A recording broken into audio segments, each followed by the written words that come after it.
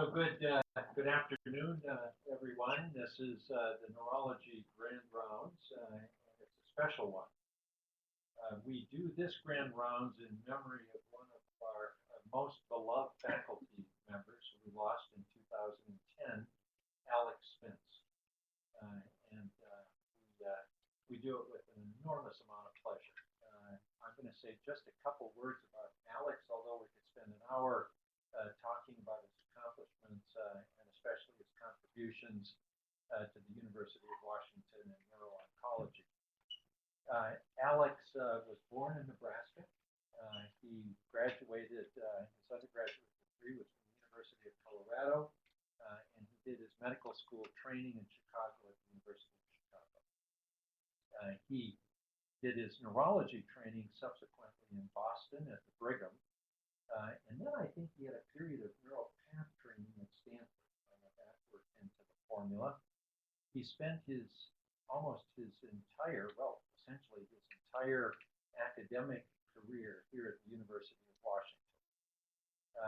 Alex was essentially a one-man show of neuro-oncology here at the University of Washington for decades. He was much beloved by the people that he interacted with, faculty, staff, his fellow neurologists, and he was a hero in the eyes of his patients. Alex he was incredibly generous. He was unstinting in the amount of time and effort that he provided to his patients, and they never forgot the care that they got from Alex.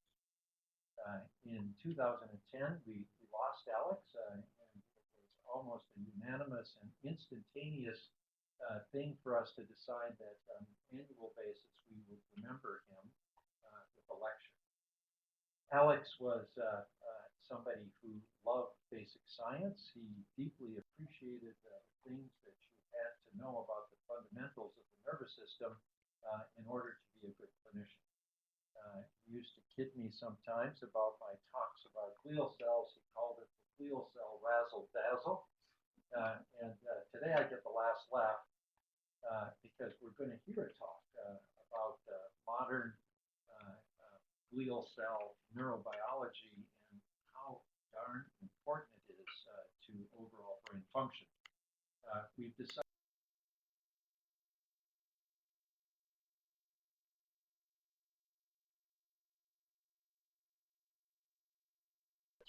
relevant to the things that Alex was interested in. So today, it's a terrific pleasure to introduce a dear friend of mine, an extraordinary scientist, Majken Nedergaard. Majken's background is interesting. She grew up in Denmark and received her MD and PhD degrees from the University of Copenhagen. She did most of her early scientific work in the United States at New York University, I think. Cornell, of course. And almost from the beginning, she was studying things in neurobiology that related to glial cells, especially astrocytes. And this was at a time when studying astrocytes was not quite disreputable, but it certainly could raise eyebrows. Majken has stuck with this. She's taken some early observations, and they have blossomed into a set of terrific stories. The range of her work is extraordinary, and the impact equally extraordinary. She's published a huge number of papers in extremely high visibility places, an awful lot of publications in Science and Nature, and we're going to hear about one of those stories today, the lymphatic system. Majken gradually moved. She and her husband, Steve Goldman, are at the University of Rochester. Majken holds a named professorship at the University of Rochester. She has an enormous amount of influence, I would say, in the glial field, and is really, at this point, running a large lab working on a number of different exciting topics. The most recent interesting development in her story in terms of her professional career is that she and her husband are going to be spending some of their time in Copenhagen using some funds that have been provided through a special grant provided by Lundbeck. So she'll be bicontinental for a period of time. Maiken's going to talk about the glymphatic system. Maiken, thank you so much for coming and for filling our conference room.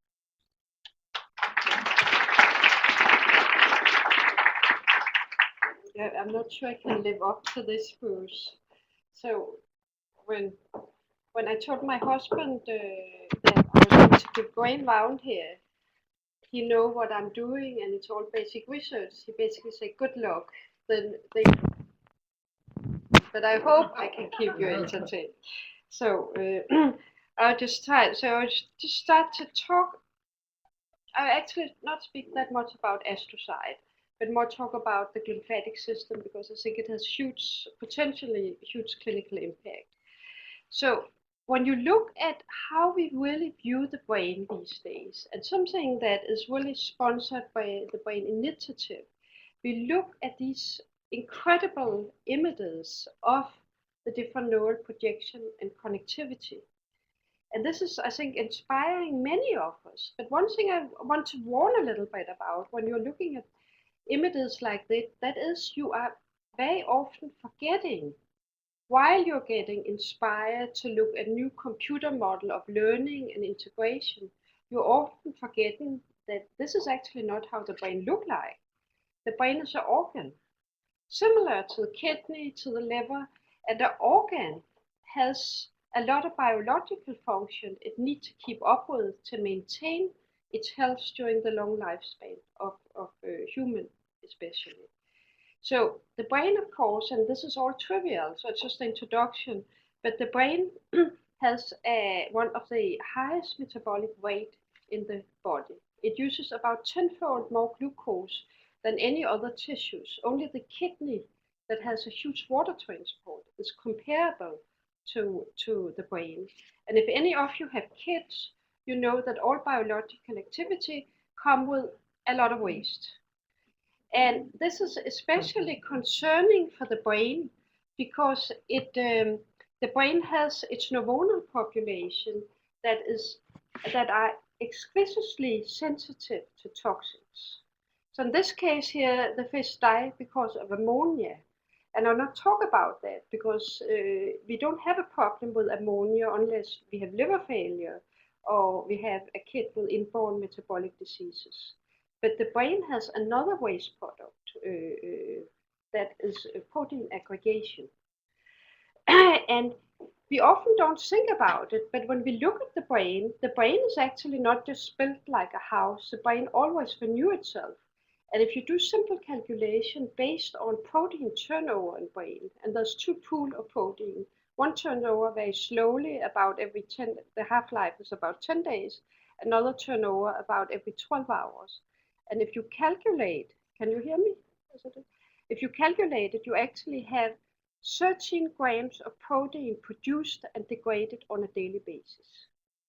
That's like a piece of beef jerky, basically, you're dealing with. So it might not be surprising that over a lifespan of humans, that you start to see protein aggregation, because anyone working with protein know that if they're in a solution for too long time, they start to aggregate.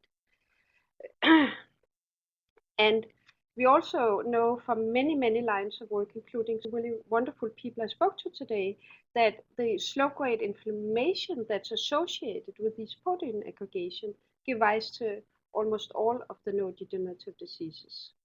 So coming from the outside, from the field, and being interested in astrocyte and what role they might have, I started looking at how does the brain get rid of proteins. You know, that's a fairly basic question. It has to build 13 grams of proteins every day, adult brain, and it has to degrade it. And if you look at the literature of how the brain deals with these proteins, it's actually, we have a very simplified model that the brain basically recycles every one of its own protein, either by ubiquitination or by autophagy. And coming from the outside, I would say that's pretty simplistic way of looking at it. Because why would the brain, which exists, which function we depend so critical upon, a few seconds bad function of the brain can result in death of an animal or human, why would we require that the brain is recircling all its own protein? That clearly is a demanding process. You can get some hint of the story I want to tell, because you can see that it's now been, there's a beautiful line of work that Sten Pushner here has summarized, and that being that these proteins or peptides that have been implicated in neurodegenerative diseases, they actually spread in a prion-like mechanism, and thereby locally increases aggregation in both neurons and astrocyte and extracellular. And the amount is increasing. Both this review is already 3 years old, but there are already now evidence both in vivo and in cell cultures that this protein aggregate can spread from cell to cell. How do they spread? It's actually not known, because even if you look at very common protein like synuclein, it doesn't have a secretory sequence. So it's not known how it gets out of the cell so it can enter another cell. Some people believe it's a cell death and it is released. Other that there's actually some kind of secretory mechanism. And finally, for some protein, there's probably no doubt that they can spread by synaptic connection. And there's even more to it than that, because so this is like these proteins are actually present at some point of their life in the extracellular space, although the intracellular protein for all of the proteins involved in neurodegeneration except beta amyloid. All of these proteins, taus and so, are strictly intracellular proteins, but they're at some point present extracellular. In fact, they're so present that you can just take a sample of CSF in patients or in animals, and you can actually map, in this case here, beta amyloid, and it fluctuates its level, or its concentration in CSF, depending on the day-night cycle. Whether in this case here it's animals, but David Holzman, that published this paper, have published identical data from human, where he showed that beta amyloid is lowest in brain, or in CSF during sleep and higher during wakefulness. So that actually leads up to the idea that if you have these proteins involved in neurodegeneration present not only in the interstitial space, but also in CSF, you can actually ask, do the brain maybe export some of its waste product? Because now you have it available, you have an export system available. Since brain and spinal cord doesn't have a lymphatic system that transport protein away from all other tissue, the issue is, how does that happen? And many people have actually proposed that CSF act as a sink for these proteins, not just neurodegeneration, but in general, that you have some kind of diffusion of protein out in CSF, and when CSF leaves the cranial cavity, it would either by the arachnoid villi, by the spinal nerves, or the olfactory area, would leave, you actually can get rid of some of these proteins.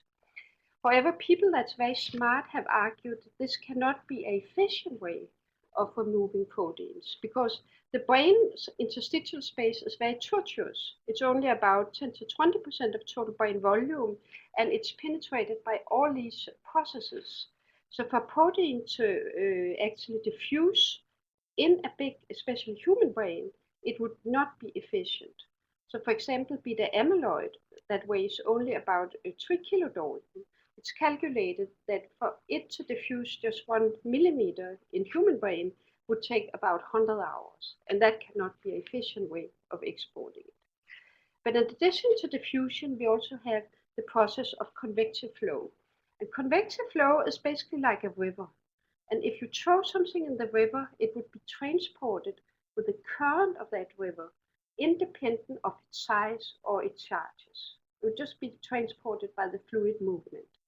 So the question is, does this process exist in brain, and could it maybe basically propel that we transport protein out and can export waste product? So of course the brain is always in motion.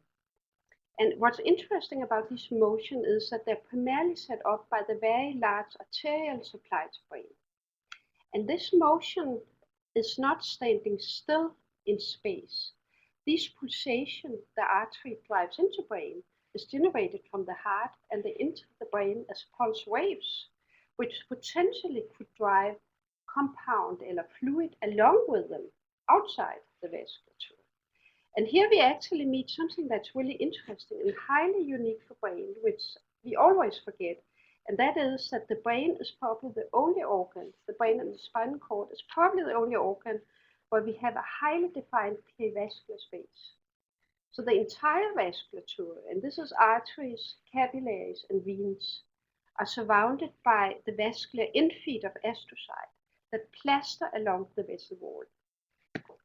Very nice EM studies from a group in Oslo, headed by Ole Peter Ottersen, have shown that 99.7% of a capillary is covered by astrocyte infeed. So that creates a very unique space, which inner wall is basically the vessel, and the outer wall is the astrocyte infeed. That would drive, so basically you can look at this pulsation here at PL artery, that would enter with the penetrating artery or penetrating arteriole in the mice, and that could potentially drive CSF into the perivascular space. Because of course the perivascular space is by the Virchow-Robin space directly linked to the subarachnoid space. This could provide a very specific highway for driving CSF in, and this space is very unique in that sense. It's not penetrated by an awful lot of processes.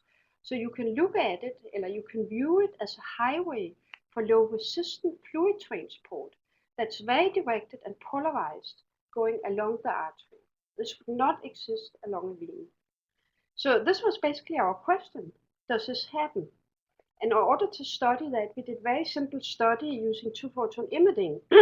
And the basic technique is that you take a mouse, in this case here it's anesthetized, you make a cranial window so you can look in, and you basically just inject a fluorescence dye in cerebrospinal fluid, and in cisterna magna, and we chose to inject in cisterna magna because it's a nice space where you can inject without causing bleeding. The same in mice. So here's one of the movies collected by Jeffrey Liff. In this case here, we look about 180 micrometer below the surface in a mouse. We have filled intravascular, so basically plasma. We have stained plasma with a white tracer just to look at something, because otherwise we would look at a black field. In addition, we are in particular interested in the penetrating artery, because according to our model, if cerebrospinal fluid enters the brain, it should enter primarily along the Virchow-Robin space surrounding the vessel. So I have labeled here the penetrating arteries with arrows here, so they can be identified. So you see this movie here is about 15 minutes long, so it's condensed to about 30 seconds, but you see that the CSF tracer, that's about 10 kilodalton, enter along a PL artery, and then it actually primarily dip into brain along the penetrating arteries. We show it again to see it. So it's a remarkable fast process suggesting there's always an exchange of CSF with interstitial fluid. This tracer does not enter the cell. It's a dextran. It's only within the time frame we are looking, only present in the interstitial space. So the first thing is you actually have penetration along the penetrating artery, but after that you have a global wave just entering the brain. So you can do different tricks for that. You can inject a small size tracer, about 3 kilodalton, and a larger, which is about 10 kilodalton later. In this case here, we perfusion fixed the mouse just 5 minutes later, because we wanted to look at whole brain distribution. And if you look at that, you see, yes, the bigger tracer, the green tracer, is strictly perivascular. You can actually do EM and show at very early time point the CSF tracer is only in the Virchow-Robin space here. But the smaller tracer has already entered not only from the brain surface, but also along the perivascular spaces here. This is the big lenticular branches from the middle cerebral artery that has a lot of pulsatility. We always see a lot of entrance here. One thing we have noted is, if you look at the whole brain, is that you don't have an even influx of the smaller tracer from the PL surface. And we know now from histology that when you have these pockets of influx of smaller tracer, it's always tissue that underlie a PL artery. So we believe there's some kind of pulsatility going on there that can drive it. Within about half an hour, this is completely equilibrated across the whole brain, and we basically look at efflux at that point. So why were we interested in that? We are interested in astrocyte. And one thing that always has been a mystery in the glia field is astrocytic expression of water channels. So astrocyte express very high level of the water channel aquaporin 4. And if you stain for aquaporin 4, you realize that it's not just distributed across astrocytic plasma membrane, it's actually only expressed, or almost only expressed, more than 95% in the perivascular end feed surrounding, so this is shown here in purple, in the perivascular end feed that faces the vessel wall. The other side of the perivascular end feed have almost nothing. It's a highly polarized expression, so if you stain for aquaporin 4, it looks like you're outlining the vasculature. And you are, but it's not the vessel, it's the astrocyte you're outlining. Let's go back here. So, and it's interesting because if you stain with another specific marker for astrocyte GFAP, you see very little overlap. It just shows how polarized cells astrocyte are. Why was this a mystery? Because we know that there's a lot of water exchange across the blood-brain barrier. It is actually a mystery because brain endothelial cells express absolutely no water channels. They are like as close as they can possible by the tight junction and the absence of water channel. So it's almost like this open faucet in the glia end feed are facing a closed faucet. How can that be? To us, it makes all the sense in the world because if we are postulating that CSF is flowing down along the artery, the function of it must be to enter the brain and mix up with the interstitial fluid. And in order to facilitate that process, you want to reduce the resistance towards the movement of the fluid into this very complex compartment of the gray matter in brain. There's actually so high expression of aquaporin 4 in astrocytic end feed, it constitutes almost 50% of the surface of it. So it's as high as in the kidney. Astrocyte expresses water channel. So we started to think maybe this is one of the explanations for this mysterious way astrocyte are expressing water channels. So we wanted to test that, and there's no pharmacological way of manipulating aquaporin 4. There's at least not available publicly. So we tested aquaporin 4 knockout mice, and basically we tested Litermate in the knockout, and we saw that there is a very significant reduction, about 65% reduction in influx of cerebrospinal fluid tracers all across the brain in the knockout mice. So we did a lot of analysis in different reporter mice to basically describe the polarity of the influx of cerebrospinal fluid. And I'll not go over that, it's all published. But basically we used reporter mice where we can in vivo distinguish arteries from veins. And we found that the influx of cerebrospinal fluid always, without exception, follows the arteries. And the efflux are along the veins. So the model, and we named it since it is depend on the water channel in glia cell, we named the system the glymphatic to basically relate the function to the lymphatic system. And we developed the model with Jeffrey Liff and Rashid Dean and Steve Goldman. And the idea is that pulsatility of artery is one of the driving forces. It's not the only driving force, but we would drive cerebrospinal fluid down along the periarterial space. Then the cerebrospinal fluid would enter the brain parenchyma, facilitated by water channel. And it would basically set off this convective fluxes that would drag any solute, and this is independent of sizes, polarity, drag them where they collect around the deep vein. Later studies have shown from the deep vein, the tracers would enter basically the cervical lymph vessels. And you can within just 5 to 10 minutes see the lymph node in the neck lighting up with these tracers you have injected. So all of this is actually not new. It was actually described a long time ago by a woman that had a small lab at Maryland University, Patricia Grady. So Patricia Grady was doing tracking studies, and she was injecting phosphate peroxidase. And she discovered if she missed the brain and by accident injected into cerebrospinal fluid, she would within just 4 minutes observe the entire vasculature outline. And this is a beagle dog. It's fairly big size brain. So she published her studies from Maryland University, and the big groups got pretty excited about it, and this was groups like Helen Shear and Charles Nicholson. And they said, okay, let us repeat it, this is exciting. They repeated it, and the conclusion were that Patricia Grady was wrong, because they saw inconsistent and very minor influx along the perivascular spaces. The problem with their study was they did a fatal mistake, because you're looking at a low pressure system, and they prepared big cranial window to study it. And when you create a cranial window, you're eliminating any pressure gradients. The same would happen with lymph vessels, and you're not seeing it. So Patricia Grady was actually forced to leave science. So she became an NIH officer, and nobody knew about her work almost. We picked it up, but it's actually a happy story, because right now she is the director of the Institute of Nursing, and she's done remarkable for that institute. But not even her colleagues know about this paper, this analysis she had analyzed. So at least it's a good story. So one of the issues with this system was to show that it's actually important.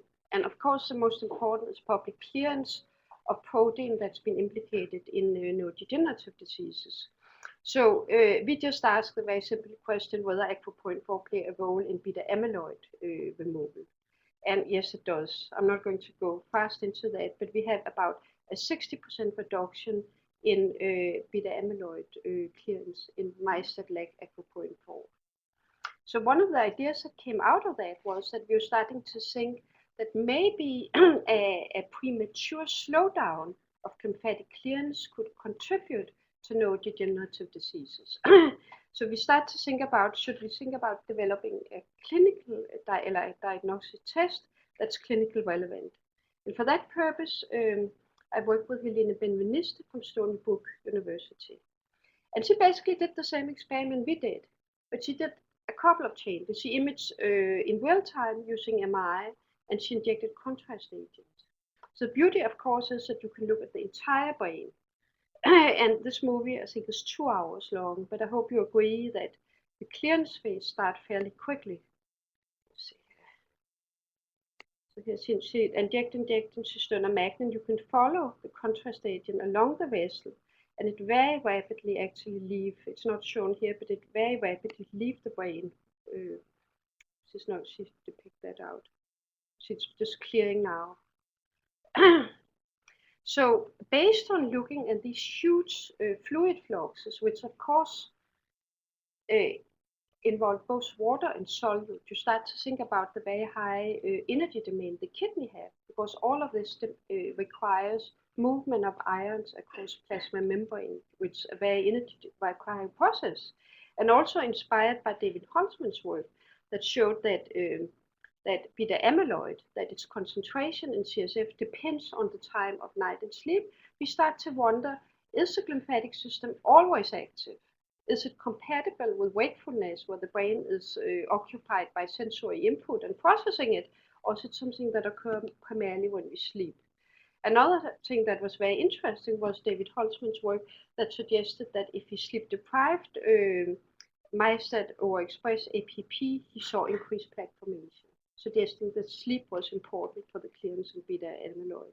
For these studies, I worked with a wonderful young couple, Lulu Xi and Hong Li Kang, and they basically adapted the technique we had used, or Jeffrey Liff had worked with, to include injection of 2 different tracers that are identical. They are identical in molecular weight, but different color, because then we could inject the same tracer at 2 different states of brain arousal. So it was a key for us that we could look at the same field in the same animal during sleep and awake, or during awake and anesthesia. And at the same time, we would record EEG in the animals to make sure that we are evaluating the state of arousal correctly. So the way the experiment are done is that the mouse are head plated. So basically, you glue a little head plate to their skull, and you train the mice by being very gentle and giving them sugar water to sit still at the microscope stage. You're of course concerned that the mice are stressed out sitting there. So we did an analysis where we collected the brain at mice at the stage versus the litter made, that was running around in a cage in the lab, so not in the vivarium, in the cage. And we actually found that mice on the microscope stage have a lower level of norepinephrine in brain than the one in a cage on the lab bench next to them. So the mice feel comfortable. And another thing is that my experience have now told me that women have to do these experiments. And Lulu was just amazing to get them to sleep. They would actually fall asleep all the time and should have to wake them up. And later that was published that mice don't like the smell of men. So we kind of had suspected that. So we first validated that we could change the state of the of brain arousal by looking at the slow waves. So basically, we saw after we gave ketamine xylazine anesthesia, we got an increase in the power of the slow delta waves. And opposite, we could start out with a sleeping mouse, and Lulu would wake it up by taking her hand under the curtain and basically touch the tail, and they would wake up. And we would validate we could reduce the power of the slow wave.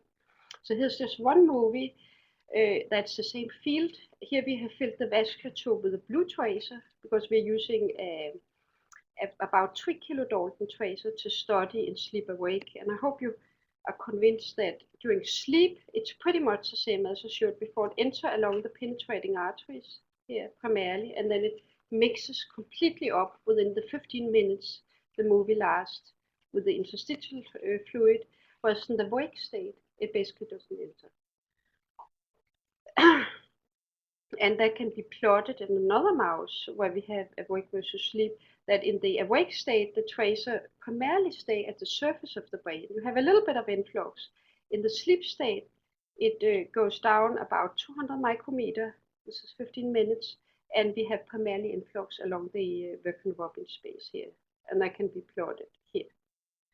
So it's very different. If you wait more than an hour or 2 hours, it does happen. You have complete equilibration also during wakefulness. So we choose 15 minutes to show the dramatic difference.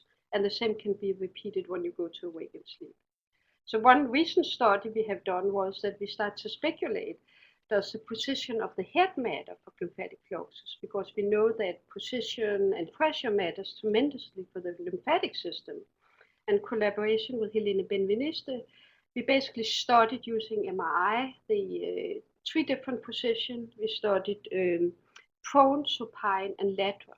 And to our surprise, we found that we have much better both lymphatic influx and clearance in the primarily the lateral and the supine position compared to the prone position.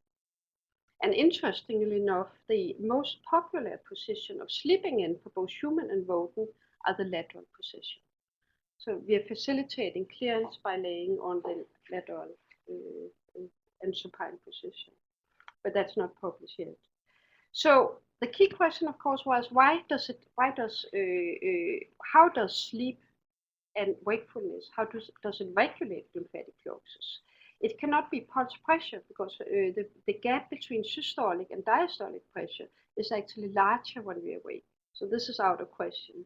So one very simple thing when looking at a system that is about plumbing, it's about pressure and resistance, is does the interstitial space volume changes? So if you have a shrinkage of the interstitial volume, you would expect that you require higher power to push fluid through it. And opposite, if you have enlargement, it would require less power to push it through. And in order to address that, we work with Charles Nicholson, that is best described as the landlord of the interstitial space. Charles Nicholson had basically described all with regard to the biophysical properties of the interstitial space and diffusion of molecules. He have also developed the only technique I'm aware of where you can actually quantify the size of the interstitial space. And it's based on that very simple principle that you inject a small cation that's not present in brain, and it does not pass plasma membrane with one electrode. You actually use current, so it's iontophoresis. And then you place another electrode that can record the small cation called TMA in some distance away. And then the simple principle, and there's a lot of equation behind this, but the simple idea is if you have a small interstitial space, the recording electrode would faster detect TMA. It would also rise according to faster slope, and the amplitude would be higher just because it's not diluted. On the other hand, if you have a bigger interstitial space everything is suppressed or dampened. So this is one of the recording in awake mice, and we use different current density to get an accurate measure.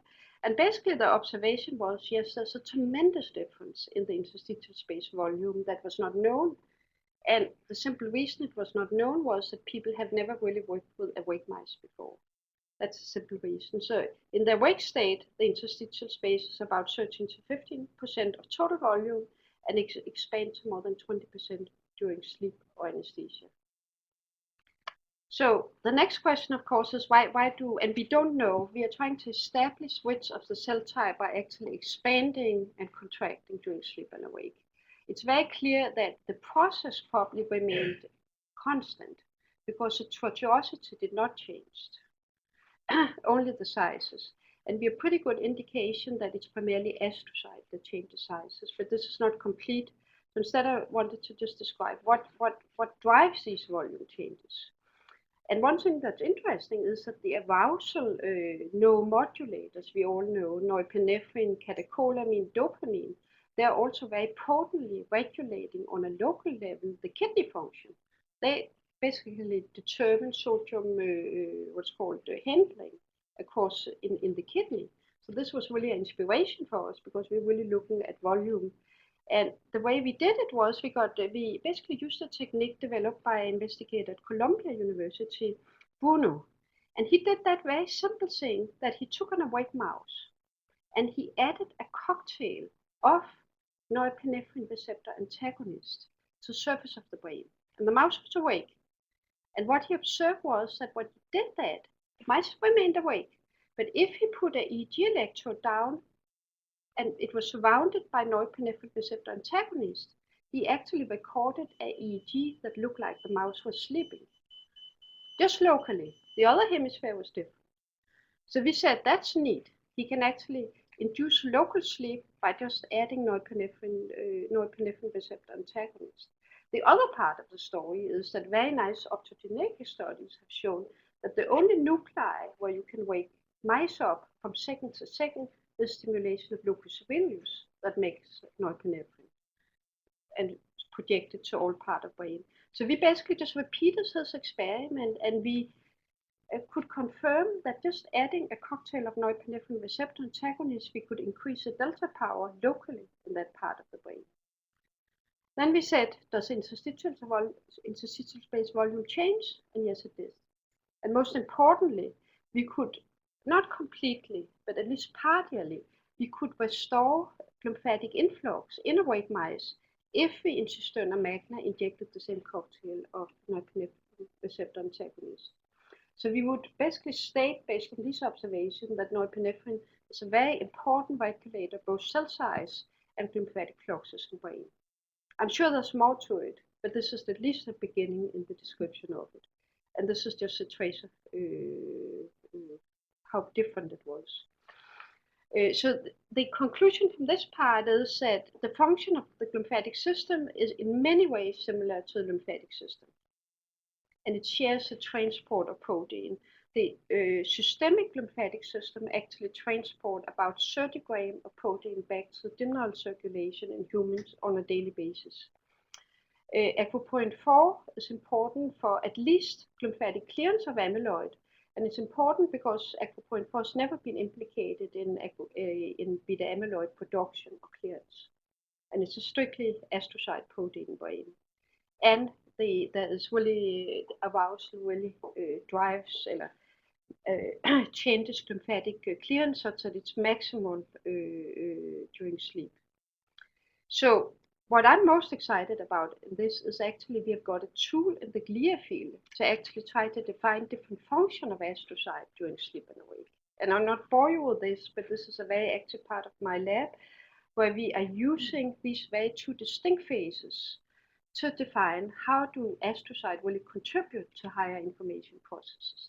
And the idea is that during sleep, astrocyte go into a syncytial mode where they basically function more or less like a kidney and promote these convective fluxes. During wakefulness, on the other hand, they swell, they probably plaster closer to the synapse, insulate the individual synapse better to ensure synaptic precision in time and space, and avoid glutamate spillover that probably contribute to the synchrony of neural activity during sleep. At least I think we have got a tool to better understand the function of astrocyte. But I wanted to just discuss what is more clinical relevant in our studies. And we have gone on to study sleep, some of the diseases that are associated with sleep disorders. And the one I just want to describe very quickly is aging, which I guess is not a disease, and traumatic brain injury.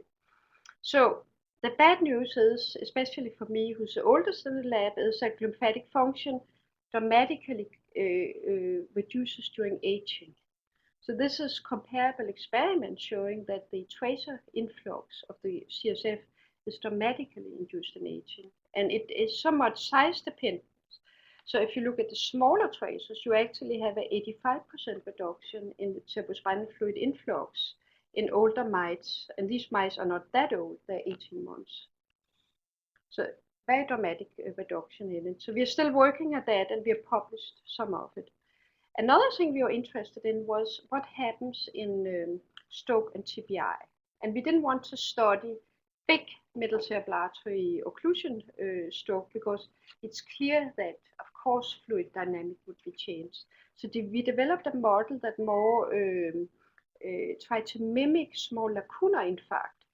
We actually adopted a method Mike Moskowitz had developed in rats where we injected cholesterol crystals to external carotid. We only temporarily occluded a common carotid, and then we released it, and then we looked in the brain a week later. The nice thing about these infarcts are that they are incomplete. So you actually identify them by microglia invasion because the tissue structure is still maintained. And the interesting thing we found when we described the model was that you can have, for example, 80% neuronal survival in these small mini infarcts at 1 week, but if you look 1 month later, there's only 50% left. So you have a continuous loss of neurons in these small mini infarcts, where astrocytes largely remain intact. So they're really incomplete lesion. The nice thing about this model, this is why we used it, was it gives rise to a huge area of reactive gliosis here detected by an increase in GFAP. And our question was not so much what happened to glymphatic influx in these small mini-stroke. Our question was, would this reactive gliosis affect glymphatic influx in the whole hemisphere? And I hope you are convinced by this, which just a regular tracer injection is, yes, reactive gliosis will affect cerebrospinal fluid influx because you see in this image here a very significant reduction in this part of the brain that had increases in GFAP, indicating this reactive gliosis. If you quantify it, you would actually observe there's a global reduction, and the opposite hemisphere also have a 20% reduction in glymphatic influx compared to literate without a stroke. So we believe these small mini stroke could have a significant effect on glymphatic clearance on long term. Then we have looked at traumatic brain injury, and this was inspired by Helene Benvenistes's work. And she did something that was really remarkable because she did that she took her emitter, instead of focusing on brain, she actually started to look at the neck. And you see here what happens. We inject in cisterna magna. We cannot image here, so you can't image the front of the brain. But if you look at the neck, you actually see within minutes you have cerebrospinal fluids leaving. And we know from histology that these accumulation here are the lymph node of the neck. So that we thought was really neat, and we started to ask, are the glymphatic pathway, is this an important pathway for efflux of biomarker of brain injury? Very simple question. So why is this important? You all know this. Biomarkers of traumatic brain injury is a key in the emergency room because it's very hard to evaluate the patient clinically, and imaging miss in many cases brain injury because it's not so obvious. So there's been invested millions and millions in dollars on developing plasma markers of biomarkers of brain injury. And the idea has basically been, this is just a quick search, so the Department of Defense are sponsoring small companies, sponsoring program projects to develop good biomarkers by just taking blood sample. So the idea behind that has been that the biomarkers of traumatic brain injury are simple cytosolic protein. It's GFAP, as we looked at before. It's H100 beta or non-specific enolase. There's many others, but these are fairly big protein. And the idea has been that you have injury of the plasma membrane in the traumatic lesion. They would basically enter blood by a leaky blood-brain barrier, and then you can sample them, and it should just reflect the degree of tissue injury. You can already, I think it's already logical that this is not going to work, because why would biomarkers that are so big, why would they leave injured brain by a leaky blood-brain barrier? They have to move against a pressure gradient. So we asked the question, do they not leave by a leaky blood-brain barrier? Do they rather leave by the lymphatic system and then go into brain? So this was a very simple study, and I like to present it because it actually shows a practical outcome of the lymphatic system. And so we used a model of traumatic brain injury we are very proud of, because we don't use anesthesia. So basically we bag the mice in a little plastic bag, and we hit it on the side of the head while it's hanging and it falls down. The mice don't suffer because brain injury doesn't really hurt. It doesn't hurt.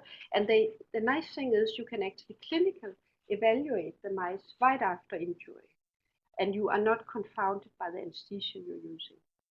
So in this case here, we just evaluated brain injury 24 hours later by blood-brain barrier opening, because that's obviously a key for us to look at it.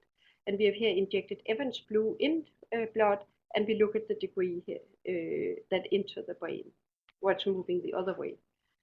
So then we ask, if we expose the animal to hit and run injury, and then after the traumatic injury, we affect the lymphatic pathway, would that change the level of biomarker in plasma? So in order to do that, we used 4 mechanistically very different ways of manipulating the lymphatic system. We use AcroPoIn4 knockout mice. And this is probably the worst of the model we use, because of course AcroPoIn4 is knocked out before the injury, and it could affect the injury. But the other manipulation we used are clinically highly relevant. One was we just opened the skull. And this is very clinically relevant because many patients have cranial fractures when they enter. If you open the cranial, if you make a cranial window, you eliminate lymphatic clearance, at least for a while. We also gave acetazolamide, which inhibits cerebrospinal fluid production, or we simply sleep deprive them. So we would keep them up for 18 hours after the traumatic brain injury by the excited student that worked at this. And then we looked at it. So the first question was, of course, would this affect the blood-brain barrier opening, any of these treatments? And we found no. After we exposed the mice to traumatic brain injury, we actually had the same degree of Evans blue influx into the brain, indicating we did not affect by this manipulation blood-brain barrier opening, which was expected. Then we asked, would all of these manipulations actually decrease lymphatic clearance?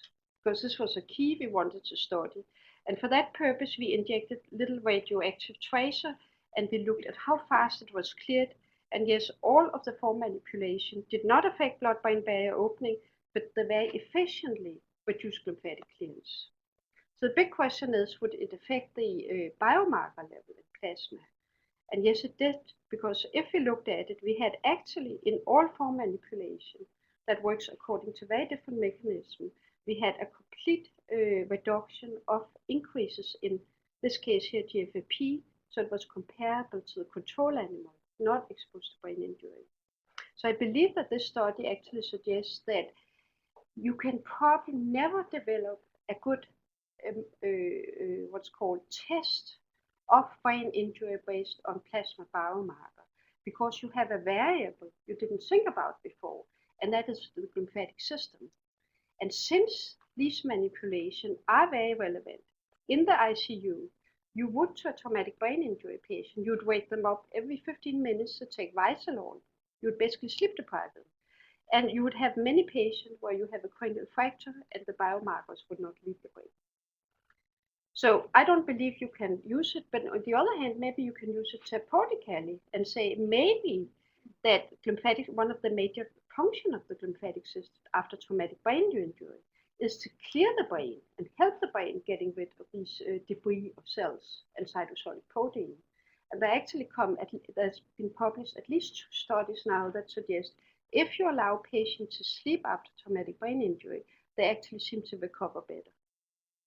So it could be that to maintain glymphatic function right after traumatic brain injury is positive. You can also extend it to look at Alzheimer's disease and say, maybe we should much more aggressively consider maybe not giving medication to patients that's at risk of Alzheimer, but maybe at least give them some kind of therapy to think about the sleep and have better sleep habit. Because maybe you at least can reduce the acceleration of the disease at later stages. And so the final word is that as a mother, I think what our research at least gave us was a very good argument to tell the kids to go to bed when it's time, because sleeping has a clear biological function, and that is cleaning the brain. So anyway, thank you so much again for inviting me, Bruce.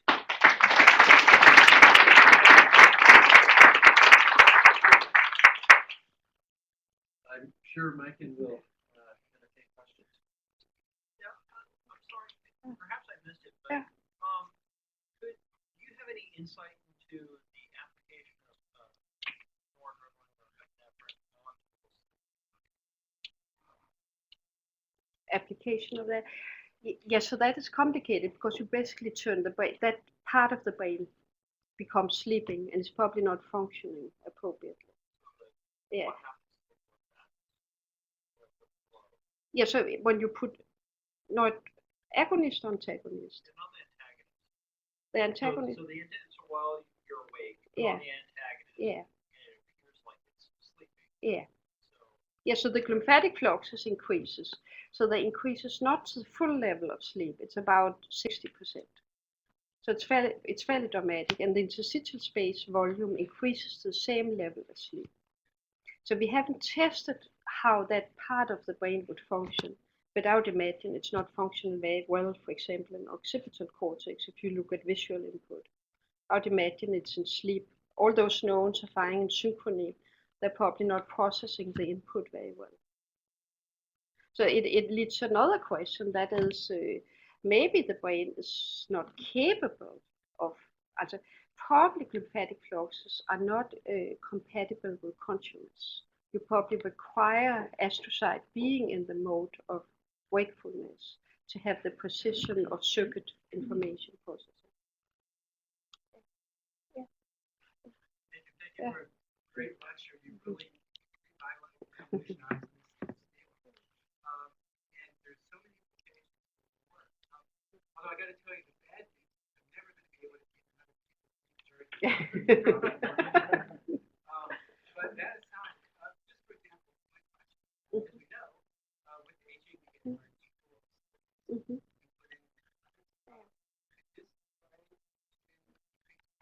Yeah, so that's a great question. So we all care. So in the cardiovascular system, they really care about the stiffening of arteries and the expansion of the vessel wall, because the pulse pressure intravascular increases dramatically, which is very bad. But at the same time, you actually have less pulsatility of the wall and less of a driving force. So we have actually shown that in aging, that if you you have a decreased pulsatility of the outer wall, and that reduces glymphatic fluxus. So it has implications.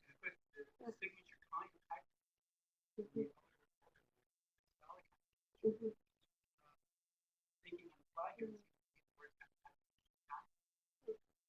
Yeah, I know too little about it, but we show that actually that the vessel wall movement relates to the glymphatic influx. It's not the only driving factor, but it's part of it. Yeah.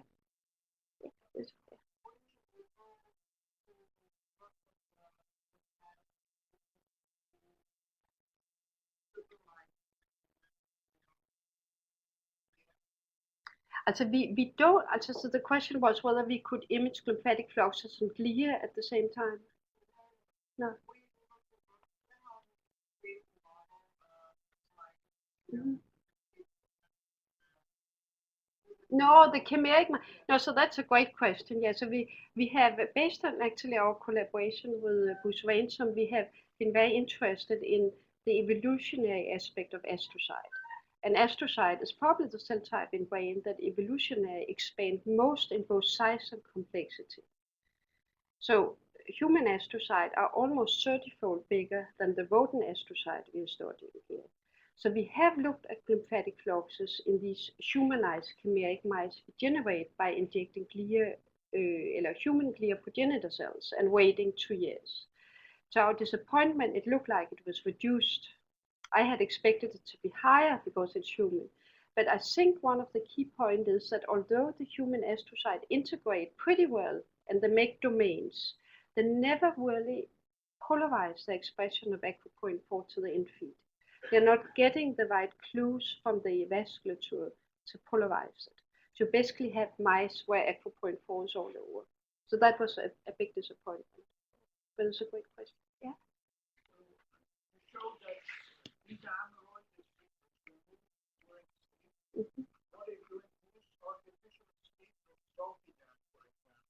Is that equally good or is that detrimental? Yeah, I'm not a sleep researcher and so on, but we actually find that the glymphatic clearance is highly dependent on the slow delta wave.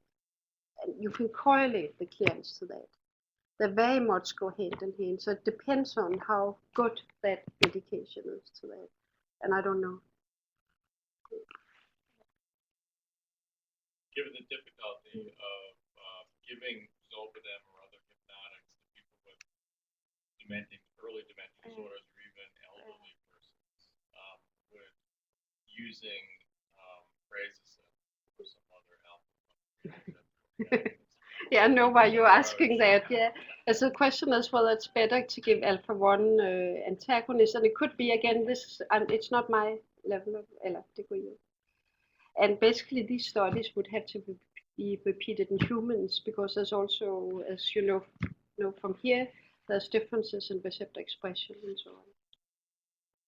But I would predict so. Yeah.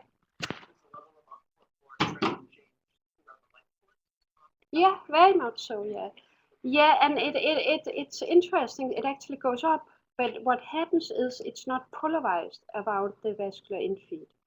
So you start to have expression both in reactive glial cells, as we looked at here, but also in aging or no inflammation or traumatic brain injury. Aquaporin-4 leave the vascular infeed and start to be expressed all over the membrane.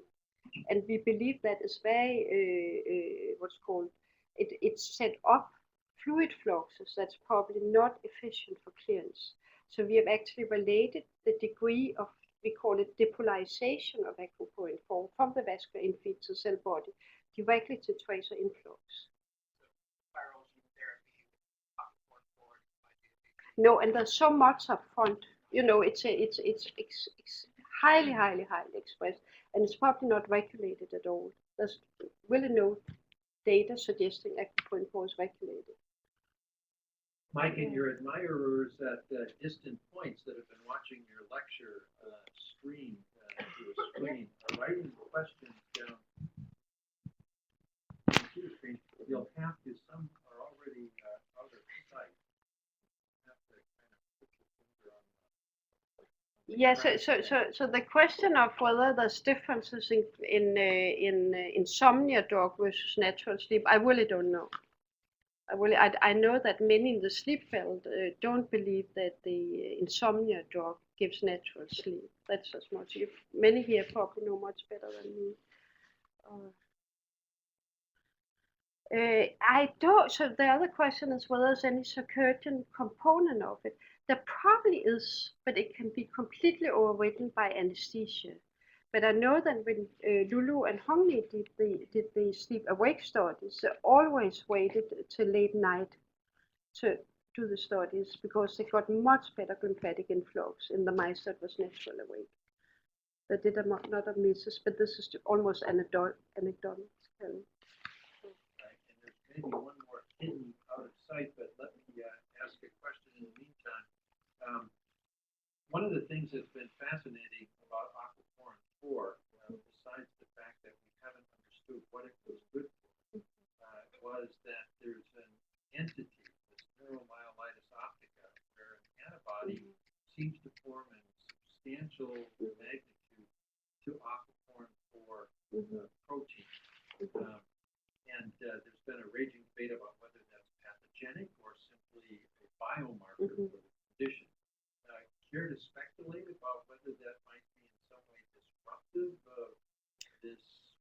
Yeah, it set up no inflammation, and similar to the lymphatic system, we believe the lymphatic play a very major role in the immune defense on like a macroscopic global scale of the brain.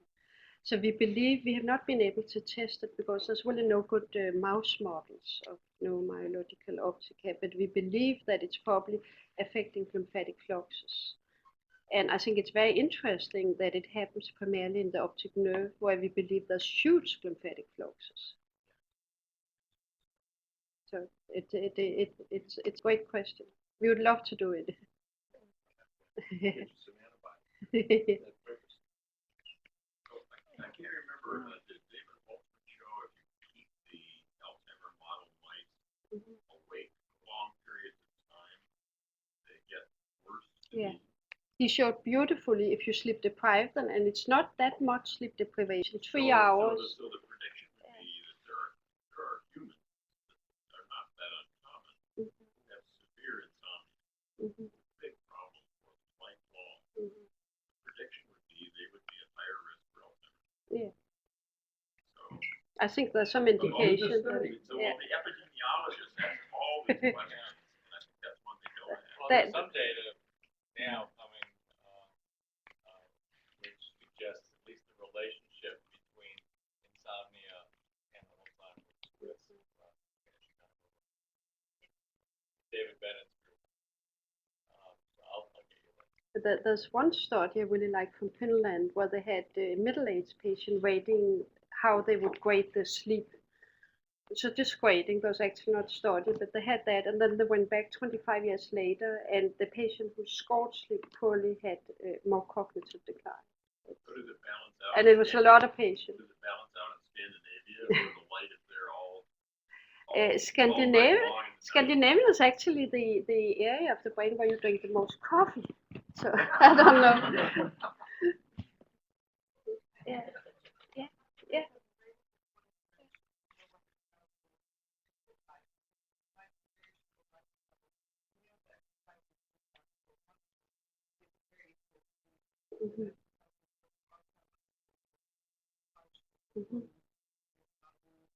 Yeah, we don't know. It's a great question, something I really want to do, and there might be people already doing it. It's a really great question.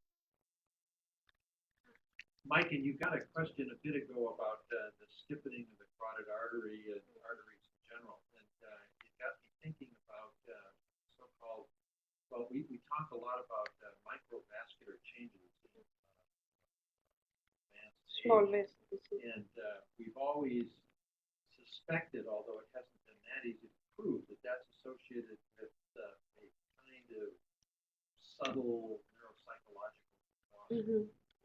Now I'm wondering, we must have thought about that. Care to speculate whether that microvascular change might actually be interfering with normal lymphatic? Yeah, so one of the characteristics of small vessel disease is a thickening of the small arterial wall. And there's indication there's blood-brain barrier disruption, and both of those would be negatively impair lymphatic fluxus. So I would suspect you're right. There's an age-related double whammy, so there's also age-related. I didn't know that. So, Mike, and thank you so much for this lecture. We have a little. Gosh, is this all we have? Don't we use a T-shirt or something? We have to change that. I'll give you this later. We're going to do something about that. We're going to do some framing. I'd like to introduce two members of the Spence family. This is Alex's wife, Marie, and his daughter, Elaine. I hope that the two of you enjoyed this special lecture. I just want to say that I arrived, and a colleague of mine picked me up, and he talked about Alex, who was his mentor for the better part of the evening. When we get on the subject of Alex, that's not an infrequent thing that happens. Thank you so much, Mike, and that was absolutely wonderful. We'll get you back because there's going to be a lot of additional chapters to this story. Yes.